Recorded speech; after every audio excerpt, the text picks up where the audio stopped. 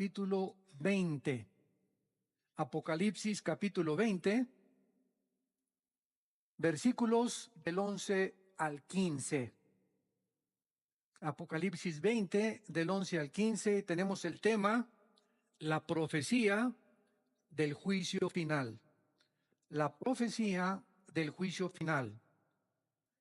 Y vi un gran trono blanco y al que estaba sentado en él, de delante del cual huyeron la tierra y el cielo, y ningún lugar se encontró para ellos. Y vi a los muertos, grandes y pequeños, de pie ante Dios. Y los libros fueron abiertos, y otro libro fue abierto, el cual es el libro de la vida. Y fueron juzgados los muertos por las cosas que estaban escritas en los libros según sus obras. Y el mar entregó los muertos que había en él, y la muerte y el Hades entregaron los muertos que había en ellos, y fueron juzgados cada uno según sus obras. Y la muerte y el Hades fueron lanzados al lago de fuego. Esta es la muerte segunda. Y el que no se halló inscrito en el libro de la vida fue lanzado al lago de fuego.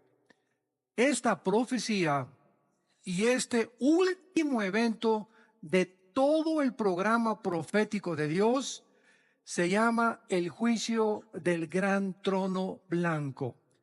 Con este evento termina, esto es muy importante para todos ustedes, los estudiantes de escatología o de profecía, el juicio del gran trono blanco, que también se llama el juicio final, porque es el último de los juicios que Dios va a llevar a cabo. Y en este juicio van a estar únicamente los no creyentes, los no salvos, todas aquellas millones de personas que rechazaron del evangelio de la gracia de Dios estarán en este juicio. Y después de este juicio entramos al reino eterno de Dios. Este juicio va a ser después del reino milenial. Entonces les voy a dar un panorama rapidísimo para que nos podamos ubicar. Ahorita nos encontramos en este periodo de 2000 años que se llama también la época de la iglesia. Son 2000 años aproximadamente que están a punto ya de terminar. El próximo evento ahorita es el arrebatamiento de la iglesia. Somos sacados millones de personas desde Pentecostés hasta nuestros días del mundo. Porque en el arrebatamiento no se van a ir los santos antes de la cruz. O sea, de Adán hasta la cruz de Cristo son los santos del Antiguo Testamento. Ellos van a resucitar hasta después en la segunda venida de Cristo. Entonces, en el arrebatamiento es del Pentecostés, Hechos capítulo 2, hasta que Jesús venga por nosotros, solamente los que estamos en Cristo. El arrebatamiento es para la iglesia. La iglesia no existía en el Antiguo Testamento. Síganme con mucho cuidado.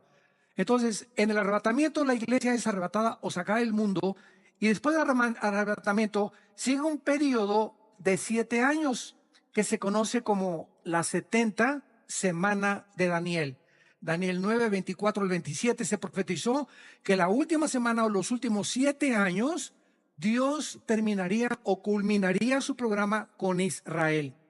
Al terminar la tribulación o los 7 años de la gran tribulación, bajamos con Cristo a establecer el reino milenial de 1000 años.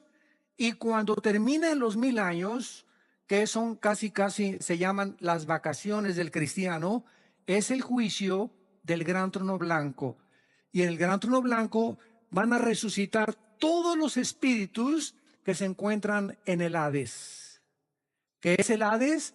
La prisión interna en el centro de la tierra, donde se encuentran todas las almas, desde Adán hasta nuestros días, que no van a tener la salvación y van a resucitar. Por eso dice, el Hades entregó sus muertos para presentarse y demostrarles Dios lo burlones que fueron.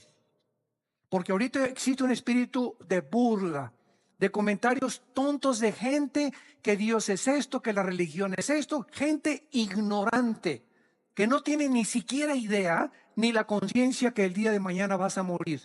Y que el día que tú te mueras, no importa cuánto te burles y cuánto desprecies las palabras de Jesucristo, te enfrentarás al juicio final. Es como cuando Blaise Pascal, el gran físico matemático francés, cristiano, una eminencia todavía en la física, tuvo un debate con un ateo.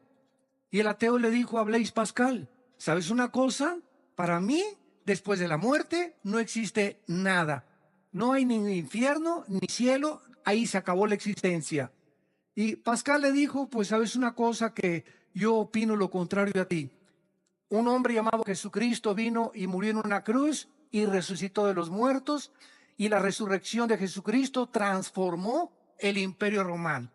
Pero déjame decirte una cosa, le dice Pascal al ateo, ya sea que si tú tienes razón, yo no pierdo nada. Pero si yo tengo razón y Jesús realmente resucitó de los muertos, ¿qué amolada te vas a llevar? Así que pues de todas maneras, ¿verdad? Si no es cierto, no perdimos nada, pero si es verdad, entonces aquellos que se burlaron y que persiguieron y que despreciaron completamente el mensaje de Jesús, no tendrán oportunidad de arrepentirse por haber vivido vidas tan orgullosas, tan vanas, tan burlonas y tan despreciativas al mensaje de la palabra de Dios. Muy bien, este juicio, como acabamos de mencionar, se llama el juicio del gran trono blanco y es el evento final antes de que entremos a la eternidad. Acabando este juicio, ya estuvimos 1000 años aquí en el mundo, viene el juicio, son lanzados al lago de fuego y de ahí entra Apocalipsis 21 y Apocalipsis 22, que se llama la eternidad. Todavía en el milenio, o sea, en los 1000 años que vamos a tener aquí con Jesucristo en la tierra, va a haber pecado. Todavía en el milenio va a haber muerte. Dice Isaías 65 que el pecador de 100 años será maldecido.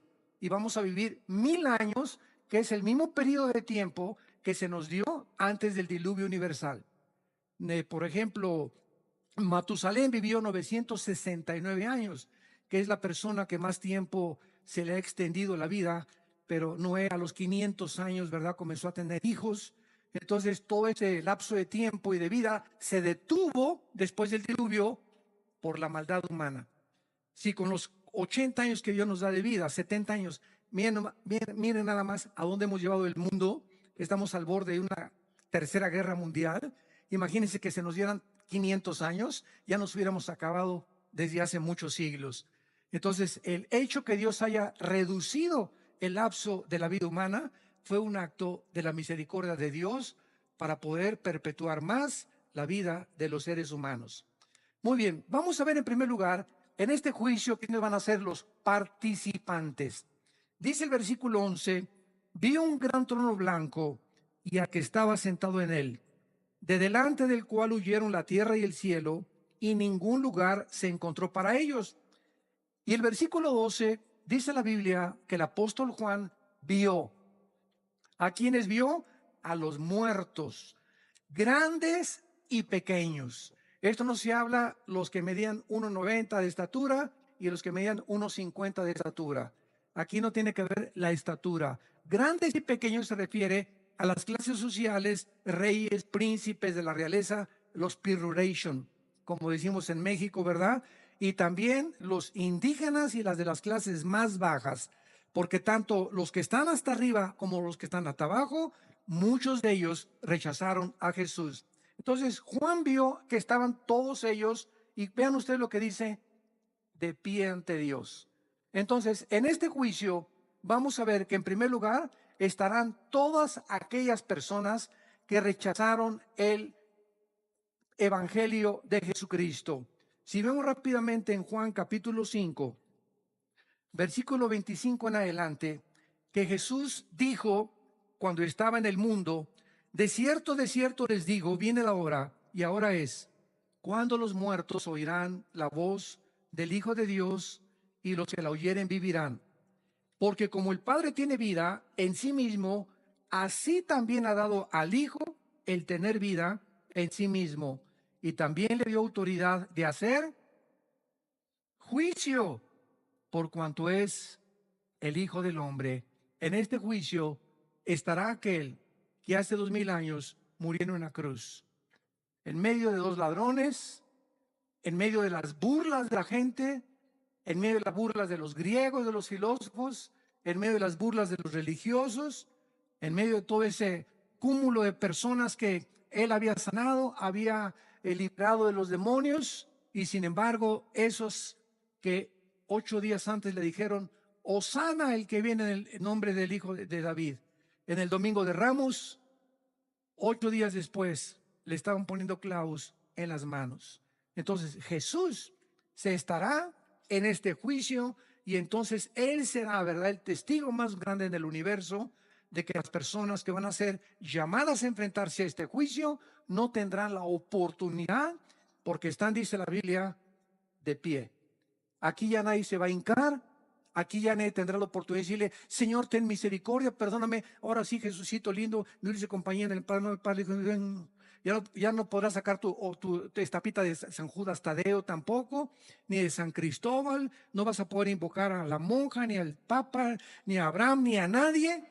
Será demasiado tarde. En este juicio no hay gracia, en este juicio no hay misericordia. En este juicio se terminó completamente la bondad que Dios ha manifestado, y por eso se llama la época que vivimos, la época de gracia. Porque es la oportunidad que Dios nos da de venir a la cruz. No es cuando nosotros querramos, es cuando oyes su voz, no te endurezcas. Esta es la tragedia del ser humano. Pues yo me voy a convertir cuando tenga 40 años. O después de que ya tenga los 5 millones que estoy tratando de tener en mi negocio, voy a ir a la iglesia. O tal vez cuando vaya en la ambulancia y ahí en la camilla le diga, Jesucito, perdóname de todos mis pecados. O cuando ya esté en el quirófano y antes de que me intervengan quirúrgicamente, le voy a pedir perdón a Dios. Dice la Biblia, Dios no puede ser burlado. Es cuando Él te habla, como en estos tiempos que es la Biblia la que te está hablando a través del Espíritu Santo, es cuando tú debes de responder.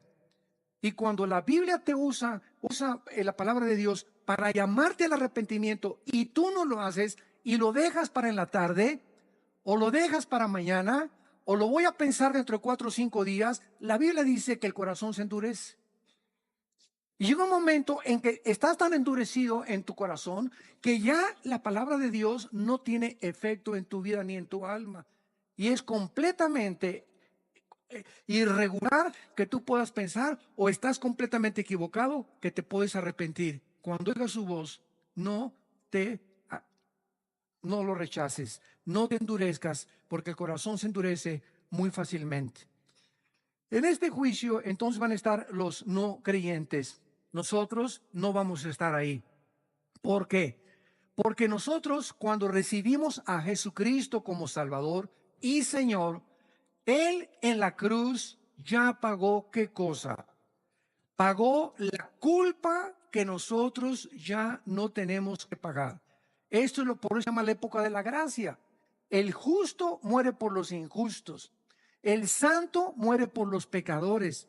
Y en esa cruz Dios quiere demostrarte que de tal manera te ama que a su hijo no lo perdonó. Casi 2000 años antes de la cruz había un hombre llamado Abraham, y llegó al monte Moriah, que es el mismo monte donde murió Jesús. Y Dios le dijo, Abraham, dame a tu hijo Isaac. Y cuando Abraham levantó el cuchillo para matar a Isaac, se oyó una voz que decía, ahora veo que temes a Dios, por cuanto no me negaste entregarme a tu hijo. Y 2000 años después de Abraham, cuando Cristo muere por nosotros, podemos nosotros decir ahora veo, Señor, cuánto me amas, porque no negaste entregarme a tu hijo. Abraham y Isaac fueron salvados. Dios no salvó a su hijo Jesucristo. Le salvó la vida a Isaac, pero no se la salvó a su hijo Jesucristo, porque de tal manera Dios nos ha amado que Él entregó a su hijo en nuestro lugar, y nosotros por sus llagas hemos sido completamente sanados.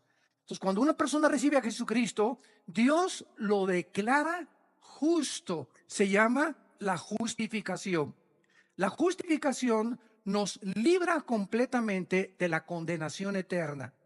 Después de la justificación viene la santificación, que es el proceso a través del cual estamos siendo librados de el poder del pecado. Y después viene la santificación, donde seremos libres del poder del pecado cuando resucitemos. A ver si lo pueden apuntar. Justificación, santificación, glorificación. Son las tres etapas de la salvación. Justificación, fuimos libres de la condenación del pecado. Romanos 8:1, el que está en Cristo, nueva criatura es, ninguna condenación hay para el que está en Cristo Jesús. Esta es la justificación. Toda persona que ha recibido a Cristo ha sido justificada, declarada inocente en el tribunal cósmico de Dios. Mientras viene Cristo, estamos siendo librados porque el pecado no fue erradicado de nosotros. Ahí está todavía dentro de nosotros el pecado, pero ya no tenemos la culpa cuando sea el juicio de pagar por ellos. Estamos siendo ahorita santificados o siendo libres de ese poder que ahora descubrimos y la maldad que hay en nosotros a través de nuestra comunión diaria y de nuestro contacto con la palabra de Dios.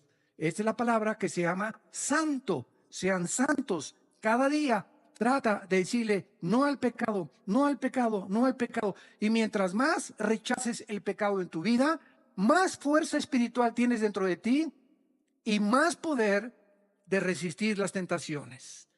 Todos aquellos que, pues ya caí otra vez en la tentación de la pornografía, y ya caí en la tentación del adulterio, y ya me acosté con mi novia y con mi novio, y ya otra vez volví a prender el cigarro, y ya me estoy emborrachando otra vez. ¿Por qué esa gente dice, ya volví a caer? Simplemente ve la semana pasada, las 3 semanas anteriores, o el mes antes a que tú has caído, ¿cómo estuvo tu relación con Dios? Dejamos de hacer contacto con la Biblia, dejamos de asistir a la iglesia, dejamos de ir a los estudios bíblicos, comenzamos a debilitarnos interiormente. Y cuando enfrentemos la tentación, no tenemos fuerza para poder decirle, no me acuesto contigo, no me emborracho, no tomo esa droga, etcétera, etcétera, porque no tenemos el poder espiritual que Dios quiere que tengamos. Entonces, estamos siendo librados del poder del pecado y seremos libres hasta el tiempo de la resurrección. Ahora, esto es muy importante también. Cuando recibimos a Jesucristo, somos sellados por el Espíritu Santo. Efesios 1, 13 y 14. ¿Qué es un sello? Es espiritual, una impregnación que nos hace Dios con su Espíritu, que significa que le pertenecemos y que nos cuida. Hace muchos años, cuando yo vivía en un rancho, me acuerdo que nos levantamos a las 5 de la mañana a marcar a los becerros. Entonces, a las 5:30 de la mañana, agarramos un fierro calientísimo que lo poníamos ahí a calentar, y agarramos el becerrito o a la ternerita, ¿y qué le poníamos? La doble A, que era el símbolo, ¿verdad?, de la ganadería, o la S, o el símbolo que sea. Y en ese momento, ese becerrito crece y se hace vaca o se hace toro. Y si se brinca las trancas o se pierde y lo encuentra otro ganadero, ya no tiene por qué decir, ¿verdad?, es mío, porque está sellado, que implica propiedad y además protección. Los ganaderos honestos en aquel tiempo llegaban al rancho, oiga, pues trae una troca, ¿verdad?, una pick-up, aquí nos encontramos la ternerita o la vaca, y veo que trae el sello de su ganadería, y nos los devolvían. O hacíamos lo mismo nosotros cuando se pasaban a nuestro terreno. Entonces, el sello siempre implica protección. Cuando Dios nos sella, los demonios, porque nadie lo puede ver, hay muchos cristianos que no son cristianos. Y solamente los demonios y los ángeles a nuestro alrededor saben quiénes de nosotros somos verdaderamente sellados. Entonces, cuando estamos sellados, Dios nos sella para que los mismos demonios, mientras estoy cerca del Altísimo y habito cerca de sus alas, soy protegido de los demonios, porque los demonios saben quiénes tienen al Espíritu Santo. Entonces, este sello nos guarda y nos protege del mal mientras nos mantengamos en comunión con el Hijo de Dios. Número 2, cuando nacemos de nuevo o cuando recibimos a Cristo, en ese momento somos regenerados por el Espíritu Santo. En otras palabras, nuestra antigua vida es despertada, el foco que tenemos apagado con el cual nacimos, que es el Espíritu, se prende y comenzamos a venir a la Biblia y comienzo a entender la Biblia y algo de la Biblia me comienza a atraer, comienzo a tener hambre de la palabra de Dios porque he nacido espiritualmente. ¿Por qué? Porque he sido regenerado por el Espíritu de Dios. Y en tercer lugar, somos bautizados con el Espíritu Santo. Durante muchos años se estuvo pululando por ahí o propagando que esto yo le considero una herejía, de que, a ver, pásenle aquí los que no han recibido el bautismo del Espíritu Santo. Espérame tantito. La cristiandad no está dividida entre los que tienen el bautismo del Espíritu Santo y los que no tienen el bautismo del Espíritu Santo. Si no tienes el bautismo del Espíritu Santo, no formas parte del cuerpo de Cristo. Y si no formas parte del cuerpo de Cristo, no eres cristiano. Entonces, ¿cómo puedes decirme a mí que recibo a Cristo como un niño cuando nace, pues nació sin páncreas? O le faltan los pulmones. No nacimos incompletos. Dicen Colosenses 2 que estamos completos en Él. 1 Corintios 12:13, por un solo Espíritu fuimos todos bautizados y a todos se nos dio a beber del mismo Espíritu. No hay ningún cristiano que le falte nada. Dice 2 de Pedro capítulo 1, todas las cosas que pertenecen a la vida y a la piedad nos han sido dadas, pasado, pretérito. No nos falta nada más que crecer en la gracia y en el conocimiento de Dios. Entonces no puede haber cristianos que les falta algo. Y lo más grave fue cuando se llegó a enseñar y tienes que hablar en lenguas para dar evidencia que tienes al Espíritu Santo. Eso ya se convirtió en una herejía. ¿Por qué es una herejía? Porque el cristiano no es conocido por los dones, sino por el fruto. Los mormones hablan lenguas, los adventistas hablan lenguas, allá en las tribus de África hablan lenguas. Eso no es evidencia absolutamente de nada. La evidencia de que nosotros somos hijos de Dios es el fruto. Jesús dijo, por el fruto los conoceréis, no por los dones que pueden ser falsificados. Entonces esto es muy importante para que no tomemos 2 o 3 eventos en el libro de los Hechos y armemos una doctrina que porque en el libro de los Hechos unos creyeron y no habían recibido el Espíritu Santo, sea un patrón en el cual todos tienen que seguir. El libro de los Hechos es un libro narrativo, histórico, que cuenta la transición entre el judaísmo y el cristianismo. Y se necesitaban evidencias físicas porque aún no podían los cristianos entender porque las epístolas no habían sido escritas. No había sido escrito Romanos, ni Corintios, ni Efesios, ni Gálatas, ni Colosenses, ni Tito, ni las de Pedro, etcétera, etcétera. Estaban completamente desarmados y desnudos. Entonces, cuando los apóstoles escriben las cartas, las escriben para explicarles las cosas de los hechos y explicarles las doctrinas que recibieron de Cristo, como el apóstol Pablo, que estuvo 15 años en el desierto antes que los apóstoles reconocieran que él era realmente uno de ellos, un apóstol, o como él se llama a sí mismo, el último de los apóstoles. Esto es muy importante, santos de Dios, porque la iglesia está llena de barbaridades. La iglesia está llena de doctrinas y tradiciones de hombres. Esta cosa de que el bautismo era algo que después de ser cristiano lo tienes que recibir, comenzó en los años 70 del siglo pasado.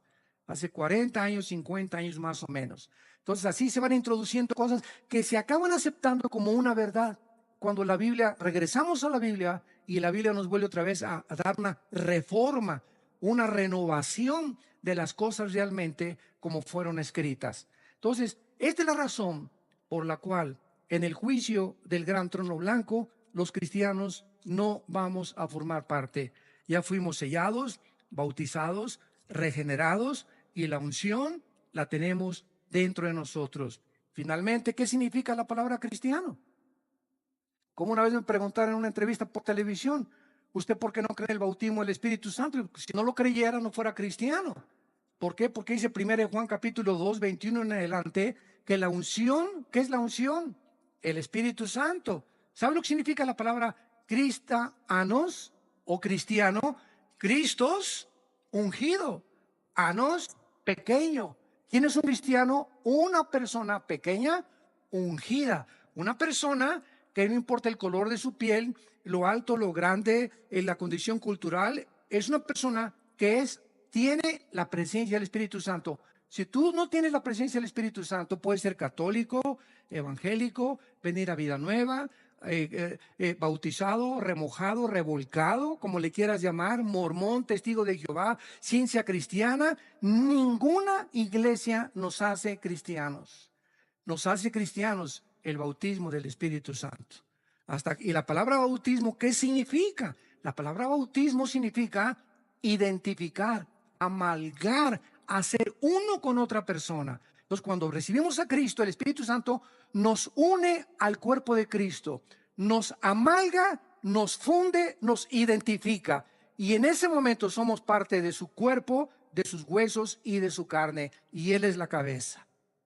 Entonces, esto es el bautismo del Espíritu Santo, la operación mediante la cual el Espíritu Santo nos funde, nos amalgama en el momento de la conversión, no mañana ni horas después, en el momento que le recibo como mi Señor y mi Salvador. Y de ahí en adelante, solo me hace falta crecer en la gracia y el conocimiento de Dios. Estamos completos en Él. No hay cristianos que tengan algo y cristianos que no tengan algo. O somos completamente cristianos por la presencia del Espíritu Santo y formar parte del cuerpo de Cristo, o no somos cristianos. Tan sencillo como es. Ahora, muy bien, pasemos en segundo lugar. ¿Cuáles son los propósitos de Dios para este juicio? En primer lugar, purgar el pecado del universo. Cuando Jesús termine de juzgar al mundo en su trono blanco, de ahí en adelante, después del trono blanco, vean lo que dice Apocalipsis, el pasaje que tenemos estudiando en el versículo 11 y 2. Vi un gran trono blanco y al que estaba sentado en él, delante del cual huyeron la tierra y el cielo. Ningún lugar se encontró para ellos. Vean ustedes que es en el tiempo de este juicio cuando el cielo y el universo desaparecen para siempre.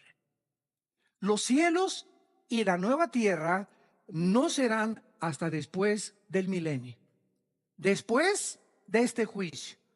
Es precisamente este juicio la culminación del programa profético de Dios. De ahí en adelante, después de este juicio, cielos y nueva tierra, donde ya no existe el pecado. Entonces, esta es la última cosa que hace Dios para purgar el pecado del universo. Y en este juicio estarán ahí todos los creyentes, todos los no creyentes, y verán el mundo que amaron, donde quisieron establecer sus propiedades, la fama, el éxito, la popularidad, ese mundo que pasa, que es vano, que es incierto, que es temporal, ese mundo donde ellos creían que podían triunfar, o donde pusieron toda su esperanza y toda su herencia, así ¡puf!, desaparecerá con todo el universo alrededor. Por eso la Biblia nos manda en 1 Juan, versículo 2, 15 al 17, amados míos, no améis al mundo. No se contradice con que de tal manera amó Dios al mundo. Vemos aparentes contradicciones en la Biblia. Fue una muy buena pregunta que me hicieron. Oiga, ¿por qué dice en Juan 3:16, de tal manera amó Dios al mundo? Y 1 Juan 2:15 al 17, no améis al mundo. Juan, el Evangelio de Juan capítulo 16 también, no, el mundo os aborrecerá. Entonces tenemos que entender claramente que cuando dice de tal manera amó Dios al mundo, se refiere a las personas.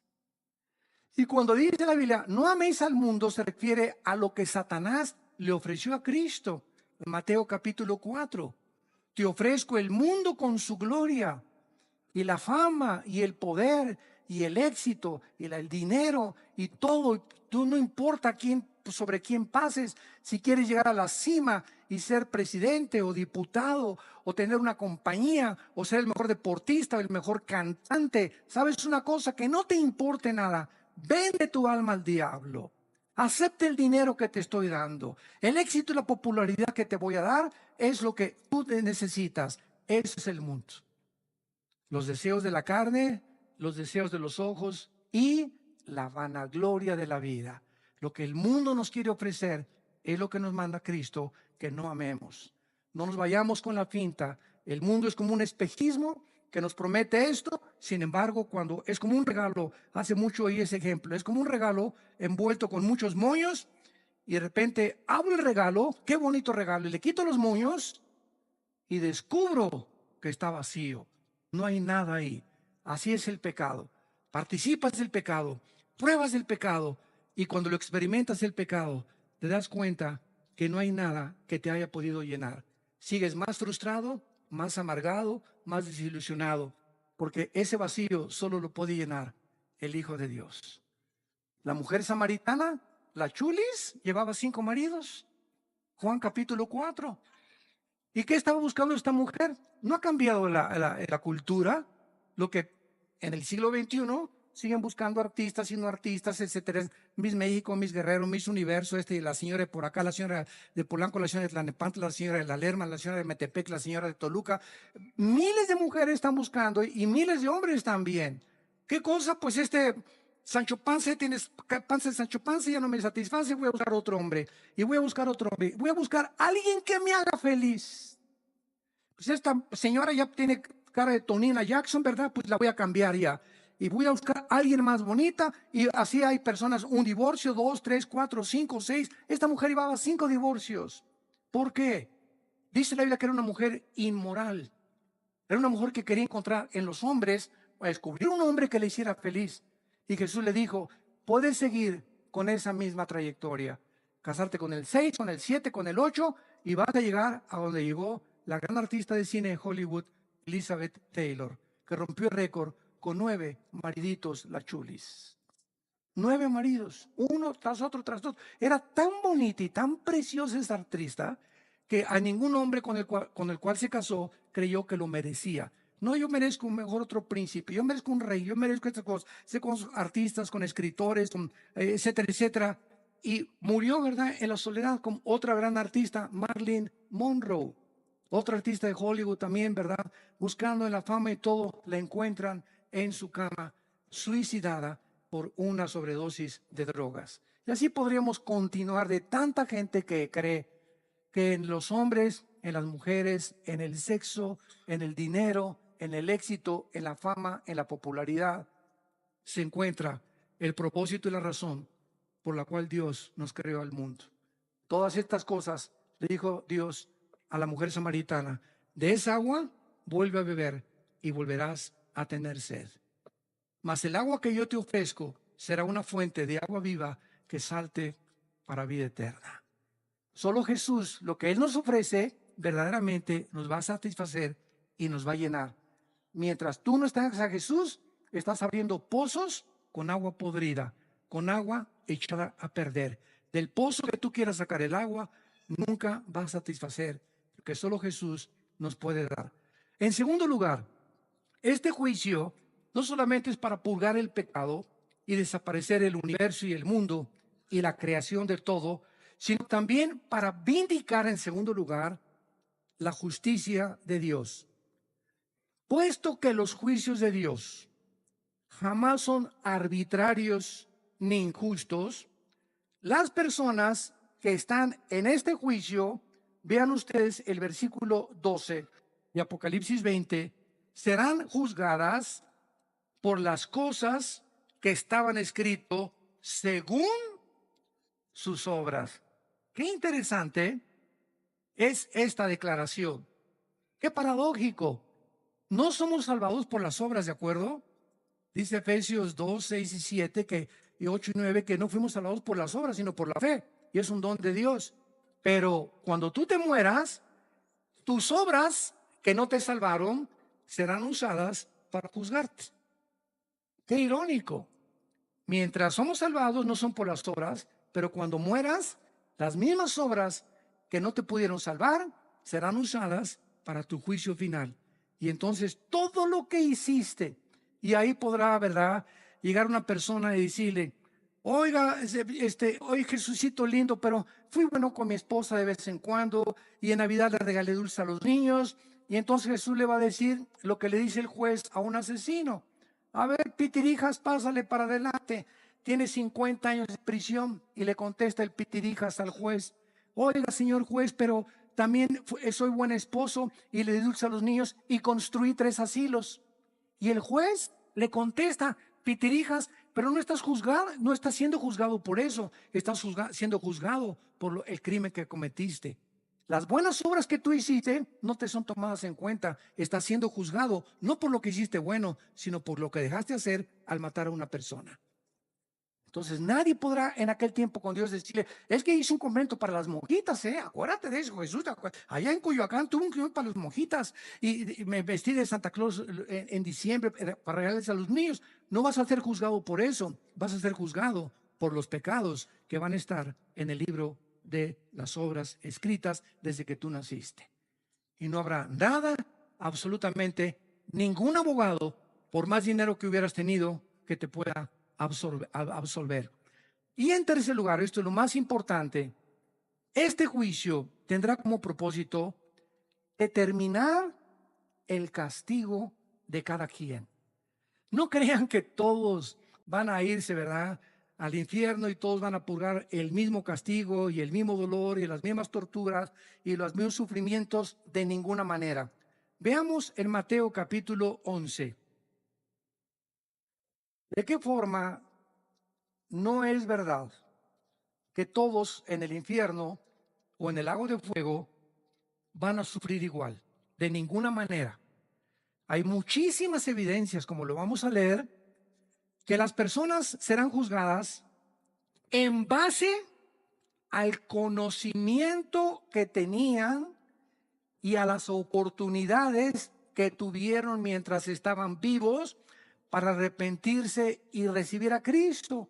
Antes de leer Mateo 11, por ejemplo, ¿qué de las personas musulmanes o hindúes? Y esta pregunta siempre me la han hecho en los debates. ¿Qué de las personas, oiga, que nunca oyeron hablar de Cristo? Mi tío fue hindú, mi tío fue budista, mi tío fue por allá en una isla. Y hay millones de personas, y esto es una realidad, no lo podemos negar. Todavía hay millones de personas en el mundo que nunca han oído hablar de Cristo. ¿Cómo las va a juzgar Dios? Es una muy buena pregunta y la Biblia nos da la respuesta. Pero lo vamos a ver después en Romanos 2. Veamos ahorita aquí en Mateo 11 y ahorita contestamos esa pregunta. Versículo 20.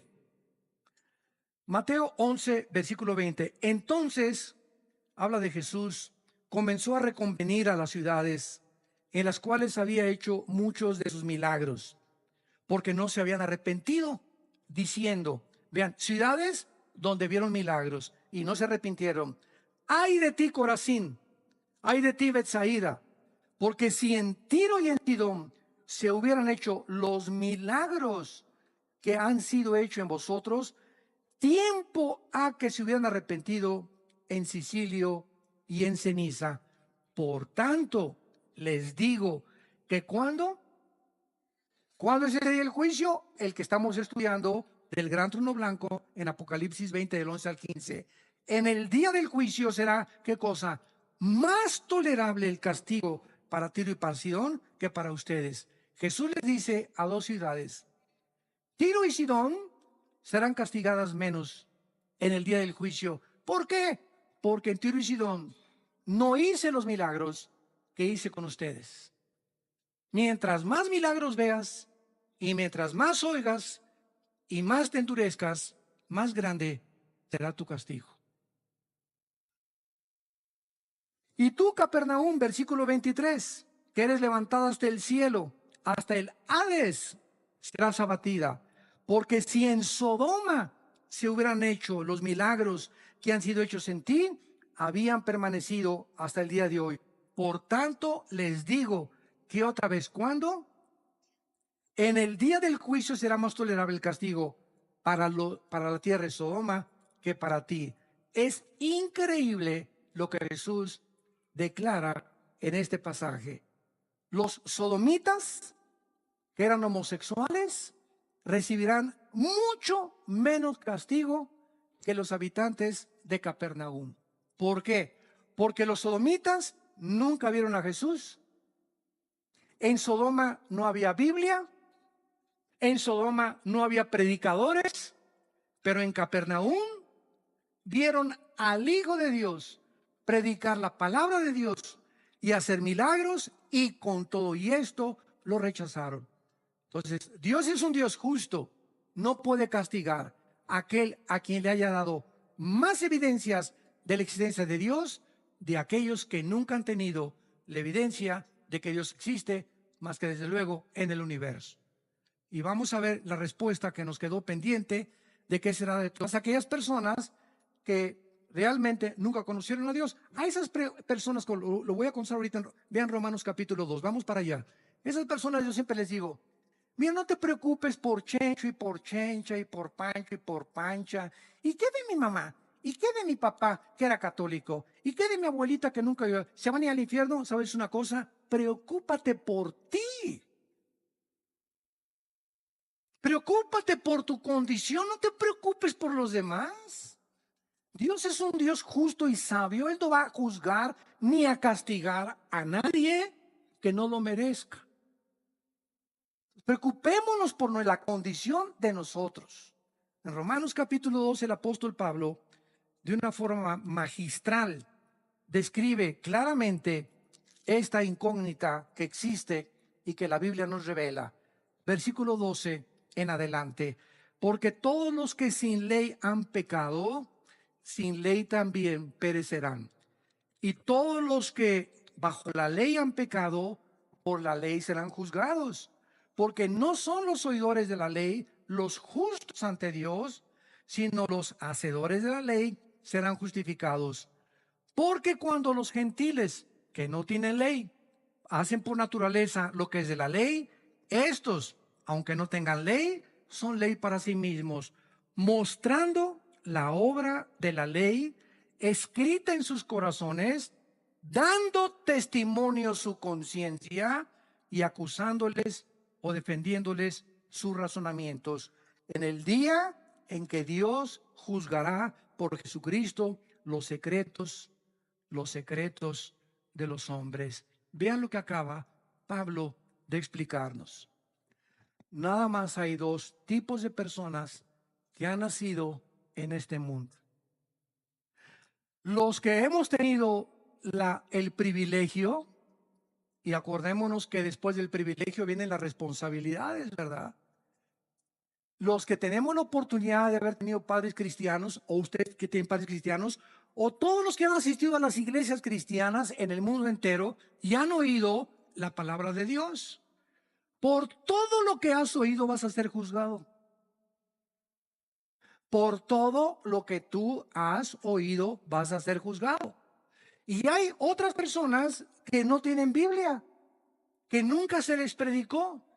Estas personas que nunca tuvieron la oportunidad de oír lo que tú y yo hemos escuchado, es lógico que si Dios es justo, va a juzgar al que mucho se le da, mucho se le pedirá. Entonces, a nosotros que vivimos bajo la ley de Dios y conocimos la ley de Dios y conocimos el evangelio de su gracia, nos va a pedir 50 veces más que las personas que jamás oyeron de Dios ni de Cristo. Muy bien, ¿qué parámetro va a usar Dios con estas personas que nunca tuvieron Biblia ni oyeron de Cristo? Sus conciencias.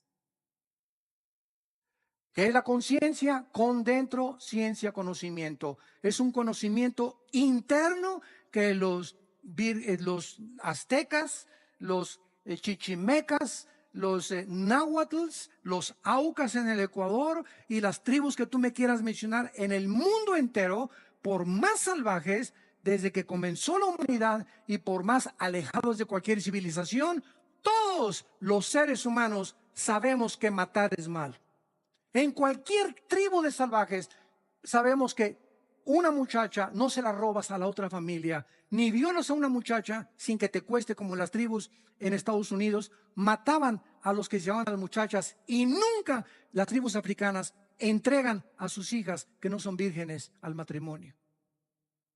Ni tampoco ningún jefe de ninguna tribu se mete con la esposa del otro jefe de la tribu. Algo hay en la conciencia que tenemos ya los seres humanos desde que nacimos, porque no somos yeguas ni caballos no capados, ni caballos que relinchan por las mujeres como los caballos lo hacen cuando entran en su celo. Tenemos un control, somos agentes morales, no somos animales y vamos a ser juzgados. Si nunca oí la Biblia, pues Dios me va a juzgar. ¿Cómo respondí a esa conciencia? Ahora, ¿cómo respondió a esa conciencia? Es un secreto. Porque nadie podrá saber si tu abuelita tenía por ahí su rabo verde. O si tu abuelito, que fue el jefe de la iglesia y ante el mundo un héroe y un cantante y un grande escritor y un grande político, y a su entierro fueron 10,000 personas, o ese artista fueron 10,000 personas y lo veneraron en Bellas Artes, nadie sabe en la intimidad quién era esa persona más que Dios. Por lo tanto, no podemos juzgar. Por eso Jesús dijo, no juzguéis para que no seáis juzgados. No podemos emitir un juicio condenatorio o un juicio de liberación. No, esa persona debe estar en el cielo porque le regaló todo a los niños pobres y sus canciones eran todas las canciones de Navidad. No podemos tener ese concepto. Por eso dice, los secretos. Todos tienen un closet donde tienen colgado un esqueleto. Y la vida privada de las personas, si es hecha pública, la mayor parte de los seres humanos nos avergonzaríamos de ver nuestra vida privada. Pero cuando venimos a Cristo, ya no puede existir esa vida privada. Ya no puede ser uno en tu casa y otro con tus amigos y otro en la intimidad. Sí, mi amor, te quiero con cuernos de oro y hago así cada vez que te veo. Y tienes un amante y robas y extorsionas y traficas, etcétera, etcétera, porque tienes 2, 3 clases de vida y esas son las que solo Dios conoce. Por esas vidas escondidas serán juzgados las personas que nunca oyeron hablar de Cristo.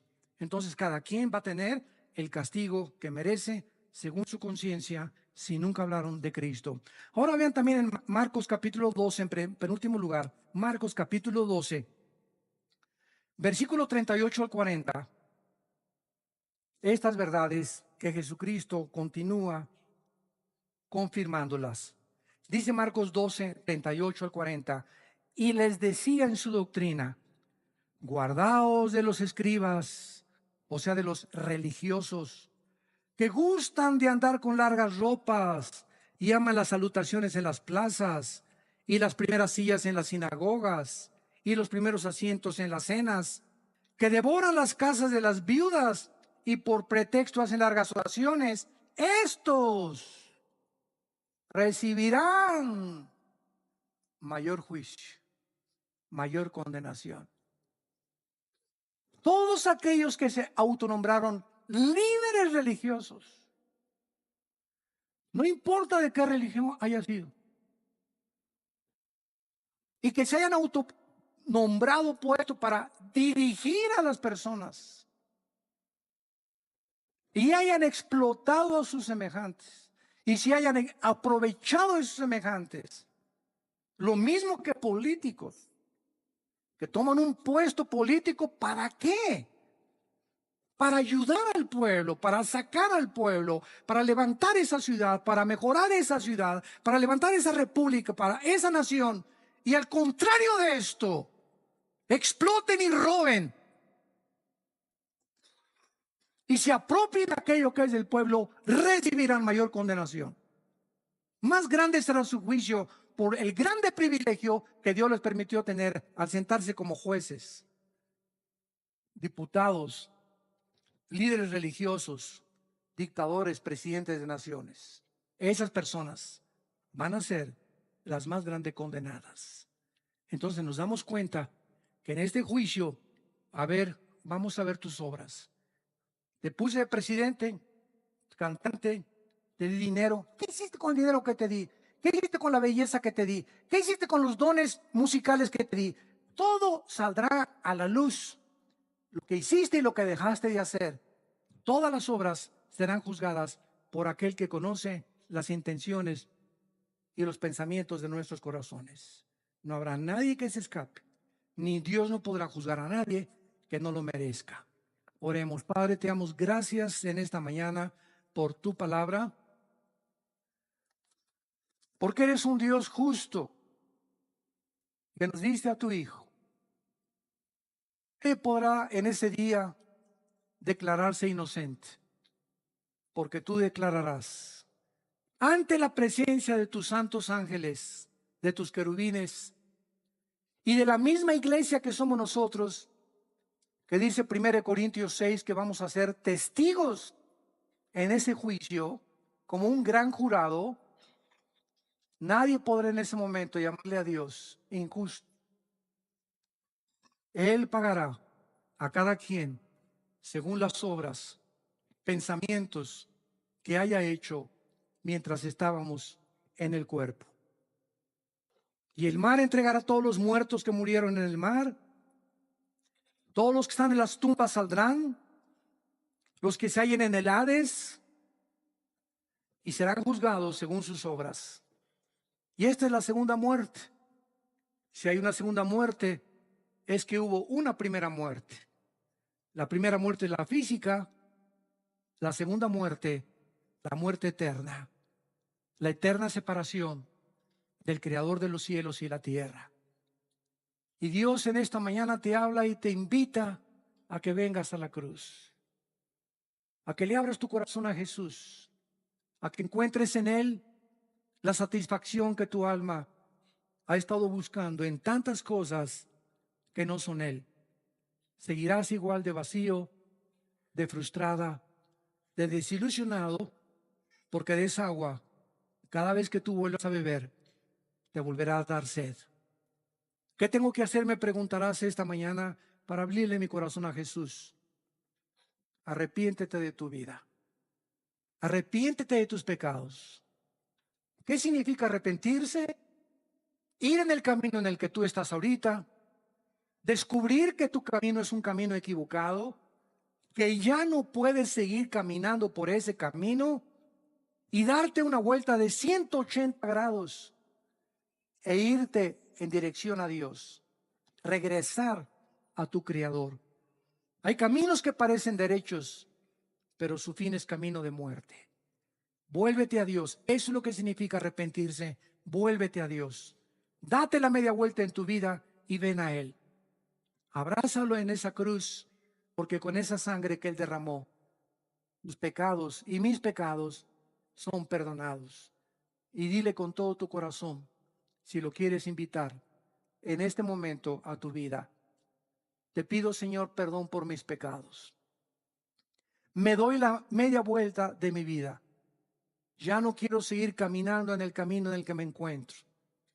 Reconozco que soy pecador, pecadora, y que si tú no entras a mi vida y me das el poder de dejar el pecado, yo no lo podría hacer. Por eso vengo a ti, Jesús, para pedirte tu poder, tu perdón, para que tú me puedas, Señor, hacer la persona que tú quieres que yo sea. Te invito a mi corazón como mi Señor y mi Salvador, y te doy las gracias por tu muerte en mi lugar, en esa cruz. Amén. Amén y amén. Qué maravillosa es la palabra de Dios, ¿verdad? Qué linda es la palabra de Dios. Gracias a Dios por este libro. Y todos ustedes en esta mañana que han hecho esta oración por primera vez, ahí desde tu lugar, levanten la mano. Levanten la mano los que hicieron esta oración. Miren cuánta gente. Que Dios los bendiga. Que Dios los bendiga. Gracias a Dios. Gracias, que Dios te bendiga. Gracias, Señor. Gracias, que Dios te bendiga. ¿Alguien más? ¿Alguien más en esta mañana que no quiera salir por esa puerta como entraste? ¿Cuántos de ustedes entraron por esa puerta vacíos, buscando propósito, otros por curiosidad? No salgas como entraste. No sigas viviendo ni salgas a la calle con el corazón que tú tenías. Hoy te ofrece Dios el perdón de tus pecados. No lo rechaces. Tú no sabes si hoy es la última vez que Dios te ha hablado. Cuando oigas su voz, no lo rechaces. ¿Alguien más quiere levantar su mano? ¿Alguien más? Y decirle: Señor, aquí está mi vida. Te pido perdón. Gracias, que Dios te bendiga. Gracias. ¿Alguien más? Gracias, que Dios la bendiga. Gracias, Señor.